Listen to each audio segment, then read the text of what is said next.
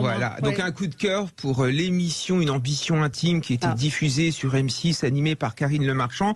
Moi, je m'attendais à un truc gadget, mais j'ai regardé l'émission, j'ai été époustouflé parce qu'on a eu en effet le portrait de femme qui était formidable. Il y a deux portraits qui m'ont marqué, c'est celui de Marine Le Pen et c'est celui de Rachida Dati. En fait, on se rend compte que Marine Le Pen, c'est une femme normale, c'est une femme qu'on diabolise à longueur de temps alors qu'elle vit simplement avec ses chats, elle adore jardiner et c'est une femme qui est en fait super. Enfin, regardez ce qu'elle a connu au cours de son enfance. Elle a connu un attentat, elle a connu le harcèlement, elle a même pas pu faire une carrière d'avocate parce qu'elle s'appelait Le Pen et on est toujours après elle et toutes ces féministes qui s'en prennent à elle finalement ne font que la ramener à sa condition de fille de Jean-Marie Le Pen. Mais Marine Le Pen c'est autre chose, à un moment faut arrêter de la ramener à ça. Donc moi j'ai été agréablement surpris, c'est une femme touchante, c'est une femme courageuse et c'est une femme qui n'est pas celle que l'on décrit. Et de l'autre côté il y avait Rachida Dati, j'ai aussi été très ému par en effet son parcours, Rachida Dati qui est venue d'un milieu populaire, qui a bravé en effet les interdits sociaux, qui a essayé de monter socialement et qui a réussi. Et moi à ce moment-là je pensais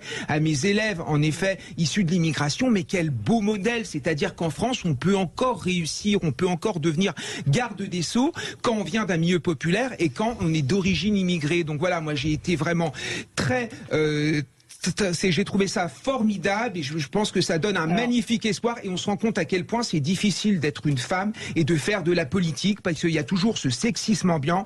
Donc vive cette émission. Parlons vrai.